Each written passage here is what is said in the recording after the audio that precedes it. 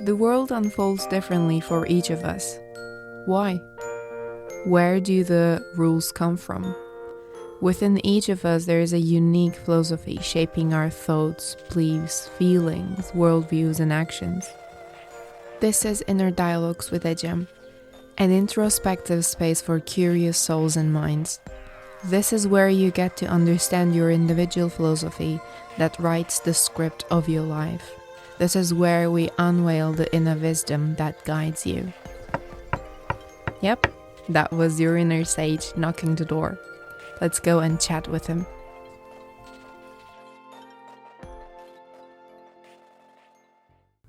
Hi, it's Ecem. Welcome back to Inner Dialogues with me. I've started reading The Creative Act, A Way of Being by Rubin. I'm not even halfway through it, but from the very first page, it captured me. I wrote the following words on a page in the book. This book uniquely expresses my experiences, feelings, and everything about my creativity and creative processes that I couldn't quite put into words before. It is basic, it is simple, it is inviting, it is acknowledging. It doesn't require you to learn anything else. Instead, it reminds you to strip all of the things you think you know. It invites you to tap into a holistic understanding of the universe we live in. It reminds you of your resourcefulness. Again, as I said, on every page, there is something to which I said, this is the simplest and most raw way to put what I experienced in a couple of words.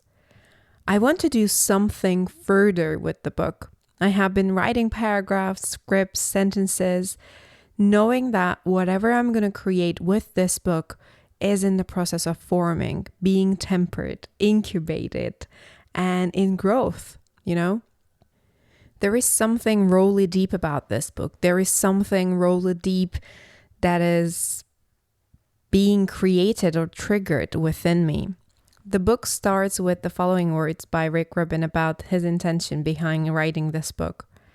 Quote, "Nothing in this book is known to be true.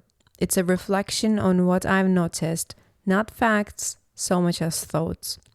Some ideas may resonate, others may not.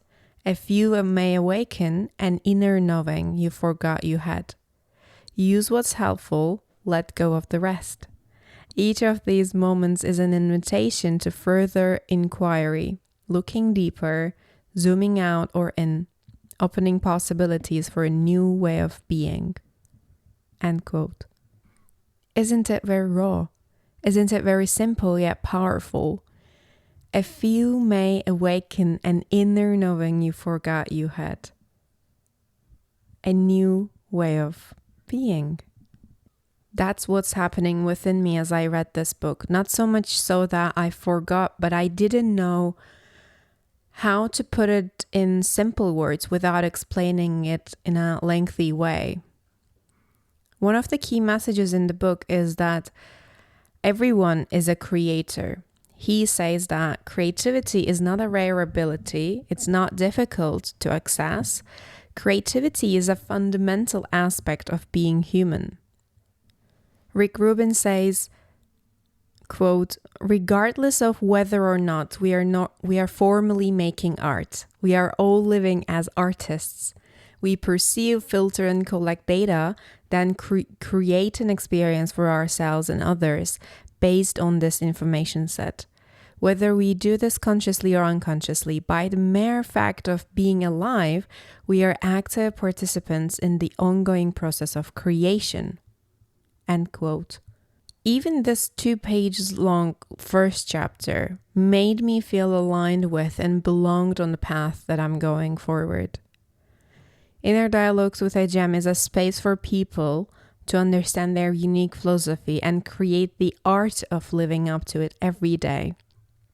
When I found the last bit of that sentence, the art of living up to your philosophy, I felt a sense of capturing my whole way of being in a couple of sentences. There is something about human life that is poetic, that is artistic, creative, dramatic, colorful, complex, simple, There's something about being human which entitles us to be an artist.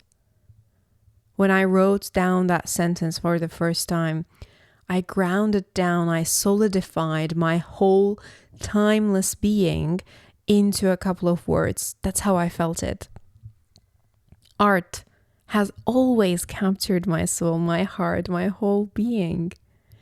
My first love was singing, my mic and my rollerblades, with which I performed to the guests coming over to our house. My second love, and the one that is still burning my soul, is the stage. Theater, acting, lights, script, rehearsals. Then I found I could do more on stage. I can speak, inspire, educate, transform, and make people remember themselves with my words. These have been my mediums through which I practiced and embodied art. But without practicing any of this, I was feeling a form of art deep in my soul. Now I know what that means. Art is a way of being. This is the whole message of the book for me. This is how I've been feeling since I knew myself. I've been reflecting on the book and how integral art is in my life. And I think it was yesterday or the day before, as I was brushing my teeth before I went to bed, in a spark of a second, this thought that I thought I had forgotten visited me. When I was growing up, my mom told me a story of a fortune teller to whom she went. She was single.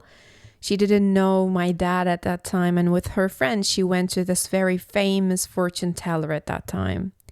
She told my mom various things about her future.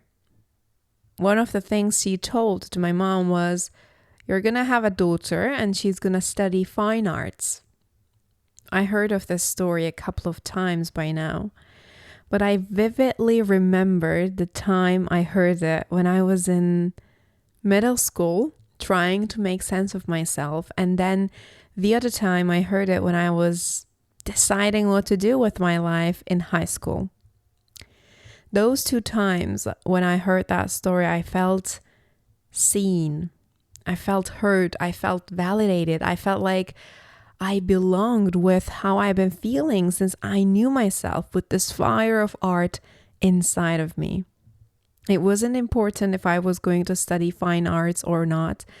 I didn't study fine arts, but at that time, hearing the words of this fortune teller, way before I came to this earth, saying this stuff about me, and then me with this never-ending fire of art within me, I felt seen. I felt like, oh, can you also see and feel that fire?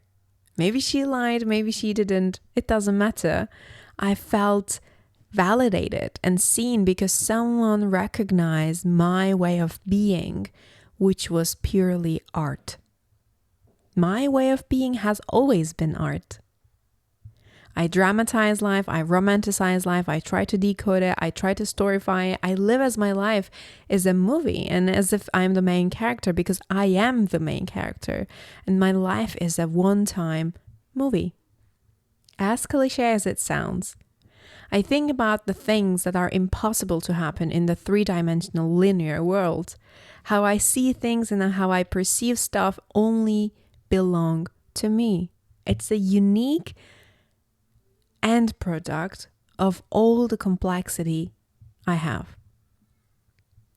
How this cannot be an art? I'm reading the same book as you, but we are extracting two different meanings. How is this possible? Our thoughts, feelings, processes, and unconscious beliefs have an energy that is hidden in the work, says Rubin. How we perceive the world is loaded with our beliefs, emotions, conditionings. We talked about this before. Thanks to all of these things, you and I look at the same thing and see completely different two things. Rubin says, quote, "The work itself also wears different hats. You may make, and yet what you see and what they see may be completely different. What's of particular interest about this is that neither one is right, and both are right. End quote. Then what is art? What's considered art is simply an agreement, and none of it is true, says him. Art is a way of being. How you simply and rawly be is a form of art. With everything you do and don't do, at least this is how I felt all through my life. This is how I felt when I watched someone doing the most humane thing in their daily life. This is how I felt when we look at the same painting with my friend and interpret it and connect with our own stories in a completely different ways. One of our blind spots as humans, I think, is our tendency to have a reductionist point of view in life. We think the thing that paints the canvas is our brush. We think when we dance, it is our body that dances and the choreography we follow in our minds. We think that those beautiful words, books, sentences we write them with our pen or the keyboard of our computers. We think we sing with our voices and our mics. We think we speak with words and hold conversations with our words.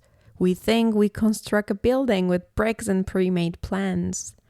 We think we capture a scene with our camera. We think we sculpt with our hands, clay, and all other tools. We think we design clothes with fabric, needle, and pen and paper. Then what creates the difference between the artists of all these art forms? There you go. There you go. Here a piece of clay. Let's split it in half and begin to sculpt a sculpture of which we have a photo in front of us. The process we take to build it will be different. I'm not even speaking about the end product. Oh, it should be because of the differences in our ability, right? I'm not qualified in sculpture, but you have experience or you just have a natural tendency. It's deeper than that. You are not sculpting it with your hands in the clay. There's your story in it, whether you're aware of it or not. The pen or the keyboard or your fingers is not the thing that writes down those sentences, those words that capture others' souls. There's a driving force behind that pen, keyboard, your hands, your camera, the bricks you use to construct a building, the words that you use, the brush with which you painted the canvas, the fabric you used to design that dress. The material of our art is our being. The material of the art of our lives is ourselves. No matter what tools you use to create, the true instrument is you. And through you, the universe that surrounds us all comes into focus, says Rubin. I think you know by now that I'm someone who gets easily inspired, or maybe better to say stimulated, by little phrases I see on a wall in the street, a sentence in a book, my own yoga and meditation practices, literature, deep insightful conversations with people who actively listen what I'm saying and whose heart and mind are open to sharing and be exposed to different ideas and feelings. Music. I get deeply inspired by lyrics. They've led me to big realizations in my life. And funny enough, this last sentence I said, I wrote it months ago as I was listening to Olafur Arnald's live performance in Iceland. I recorded an episode, it was episode 17, about how everything becomes an answer once we commit to the constant pursuit of wisdom. This is how I call it, the constant pursuit of wisdom. But Rubin uses a different analogy to describe the availability of clues directing us back to our creativity. Quote, You might imagine that the outside world is a conveyor belt with a stream of small packages on it, always going by. The first step is to notice the conveyor belt is there. And then anytime you want, you can pick up one of those packages, unwrap it, and see what's inside. End quote. There are zillions of things on that conveyor belt, and what I think is that it is okay to not be able to make sense of everything that passes from that conveyor belt surrounding our being. Around 4 months ago, I was listening to a song by Blake Rose. The following line captured my attention from his song In Your Arms. I felt a part when I finally realized that we've got clocks we could never time. First, I understood the lyric as we've got clocks we could never have time. And I noted it down as such. Later on, when I listened to the song again, I realized that there was a slightly different meaning, but what that lyric meant for me, that hasn't changed. And today, when I started writing this episode's script, I opened my notes app, and it was the first sentence on the top as always, but this time it clicked differently with this new reality in which Rick Rubin's book invited me. I saw that lyric months ago on that conveyor belt, and I took it and put it aside. Something made me stop and think at that time. I didn't know in which place of my life it was going to be the missing link, but there you go. The time has come. It was today. How do I collect stuff from that conveyor belt? Reading between the lines, contemplating about the world, daily stuff, the things that have been said, the things that have not been said, the small things I see, the dreams I have, hypothetical stuff that is not even possible in the conditions we live in. This is how I stay in a constant relationship with the conveyor belt. This is how I collect things from it. I set them aside until they shine themselves back to me, if I don't know immediately where I further blend them within me and create with them. Look for what you notice, but no one else sees, says Rick Rubin, just after he explains how he dealt with his health issues by reaching out to the conveyor belt and how he reached it out. I'm so lucky that I have a person in my life that can understand deeply all those little things that I notice, whom I can share it as rawly as it is. Sometimes they are hypothetical stuff, and sometimes they are just huge contemplations about daily stuff. Thank you for being here. I love that we are accompanying each other's life journey together. You know who you are. Reading between the lines of life, that's what I would call reaching out to the conveyor, taking everything as a clue to our creativity and alignment. The ability to look deeply is the root of creativity, to see the past, the ordinary and mundane, and get to what might otherwise be invisible. That's how Rick Rubin describes it. What meaning does the lyric, "We've got clocks but we could never time," have for me? I'll tweak it by adding, "We've got clocks but we could never have time." It is what I said previously about our tendency to have a reductionist perspective sometimes. We think we create with our tools, while in reality the tool, the real instrument, is ourselves, is our being, is our heart. I'll take a step further. I think we have this tendency to mix up concepts with the things we measure them with. We mistakenly equate the thing itself with how we measure it. Love, a big feeling, concept, idea, experience, whatever you want to call it. We measure it with our relationships, friendships. How deeply do we feel love for them? In how many of them we feel love? Time, a very broad concept. I'd say the most valuable currency of all time. How do we measure it? With clocks. We've got clocks, but we could never time. Based on that measurement, we say that I only have 10 minutes. It took me 2 months to finish this. I'll be there at 5. When we think we measure time, I think we also think we have time. We don't have time.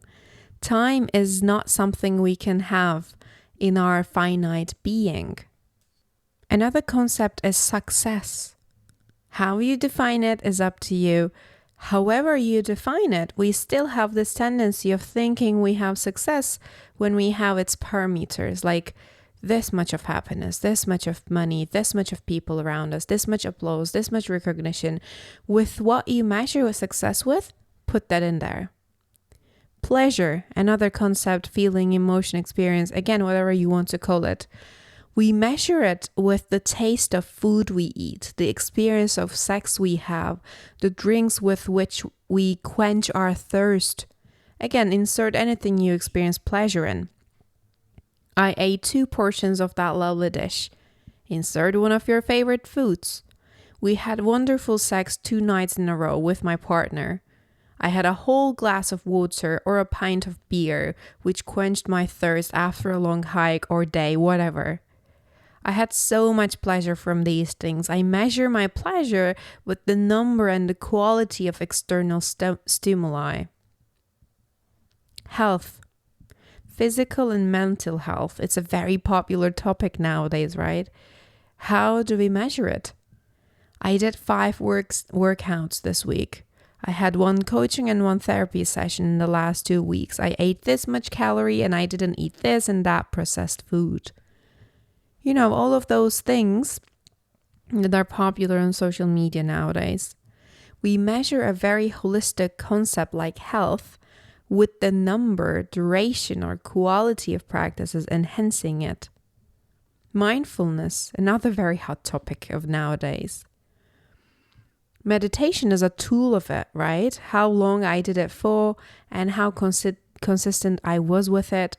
These are all qualitative and quantitative measures of meditation, and somehow we connect it with the bigger picture, which becomes how we measure mindfulness. Do you see where I'm going with this? Let's simplify it, shall we? IQ tests. What are they for? To test and give a score for our intelligence. Intelligence, a very big concept again, and to measure it, we hold IQ tests. Am I this intelligent as my IQ level indicates? I think not. There's also EQ, the emotional intelligence. Where did it go in our measure of intelligence through IQ tests? There is nothing wrong with IQ tests, but I think it would be a mistake if we were to not take them as merely a tool to measure one aspect of intelligence. Not the whole big concept of intelligence, but a part of it only. Another weird and oversimplified conclusion we make is based on our creativity. Creativity, another big concept. Can I measure my creativity with how many canvases I have painted, how many songs I have composed, how many dances I have choreographed, and how many books, sentences, and paragraphs I have written? Okay, this is a rhetorical and loaded question, I know, but the point that I'm trying to make is the following. We are finite beings with infinite power within us, with infinite potential. We are subjected to infinite concepts. Creativity, time, mindfulness, intelligence, health, love, and pleasure. And many, many more of these things. But where we commit a fallacy is when we try to reduce these concepts into how we measure them. There are zillions of mediums to practice and embody concepts, and none of them is a way to measure the quality or benefits of it. When we have a clock on our wrists, on our phones, in our pockets, on every wall of our house, this doesn't mean we have time, right? Likewise, we are not less or more creative with the canvases we paint, the books we write. We are not healthier or less healthy with the amount of workouts and therapy sessions we indulge ourselves in. We don't embody that concept or possess it once we have a way to measure it. The way for creativity, health, pleasure, success, time, love, productivity that we practice, that we use, is not a way to measure its worth and how we embody that concept. The goal of the ways you practice to be creative, healthy, experience pleasure, have success, have time, to be loved and loved is not to possess that quality. It's not even doing them. It's something bigger than that. It is learning through those ways, the process. It is building yourself, aligning yourself with your life, with your inner sage. Questions are more valuable for me to sit with rather than certain answers to live by. If you have question marks marveling in your head right now, sit with them. Let the echo of these things we spoke here find you and let them settle in you. I'll let you go with another wonderful quote from Rick Rubin's book. He described the practice as the embodiment of an approach to a concept. The embodiment of an approach to a concept. We get closer to the concept by embodying ways to approach it. And there are many, many different ways to embody an approach. He mentioned a couple of them and then he said, quote, "The purpose of such exercises is not necessarily in the doing, just as the goal of meditation isn't in the meditating. The purpose is to evolve the way we see the world when we are not engaged in these acts. We are building the musculature of our psyche to more accurately tune in. This is so much of what the work is about." End quote. Building the musculature of our psyche to more accurately tune in. Sit with it. It will find its place in you. Live with it. Lastly, I'll leave you with this question. If you were to tap into your inner artist and remember that art is a way of being, how would that change the way you perceive yourself and your life and the world around you? I cannot get enough of Rick Rubin's words. So I promise, here's the last one about being an artist. Quote, "To live as an artist is a way of being in the world, a way of perceiving, a practice of paying attention, refining our sensitivity to tune into the more subtle notes, looking for what draws us in and what pushes us away, noticing what feeling tones arise and where they lead. Attuned choice by attuned choice. Your entire life is a form of self-expression. You exist as a creative being in a creative universe, a singular work of art." End quote. As our conversation for today fades away, may you find your echoes of it that resonate within you. Thanks for listening today. This is Inner Dialogues with Ecem, a place where you discover your inner you, your inner artist, a place where you belong. Take care. Keep painting your life, dear artist. You're an intuitive artist painting a whole big canvas of your reality. Your brush is your philosophy, the thing that scripts your intentions and brush strokes. Your canvas is the mirror of your core essence, your inner sage and heart. In every painting, you're forming a singular work of art. The question is, how do you want that painting to look like, to feel like? How do you pour your heart into that canvas? These are all big existential questions to live by for the rest of our lives. Sometimes they can feel overwhelming as much as they can feel exciting and to live for. It is up to your perception of it. How can you create a life that is the reflection of your truths, unique personal philosophy, and your heart? I helped many people in shaping and creating their lives as the reflections of their hearts. They were unsure what to do with their lives. Some of them had an aspiration for their life, but they were stuck with creating the path toward it. All of them ended up aligned with their paths. Do you want to paint your life canvas with the vibrant hues of your soul and heart? Do you feel like there is more to create with your life? Let's connect. Let's co-create a masterpiece of authenticity together. You'll find all the details in the description below.